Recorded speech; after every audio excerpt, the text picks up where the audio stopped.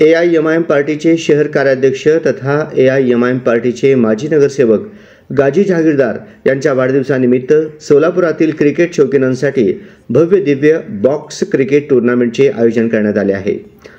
या टूर्नामेंटच्या उद्घाटन प्रसंगी समाजसेवक कासिम हजी साब, बबलू शेख, फरीद पुनावाले, माजी नगरसेवक गाजी जहागीरदार आदी मान्यवर उपस्थित होते।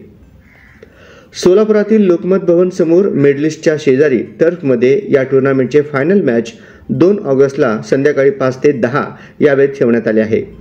तरी क्रिकेट शौकीनांनी याचा अवश्य फायदा घ्यावा।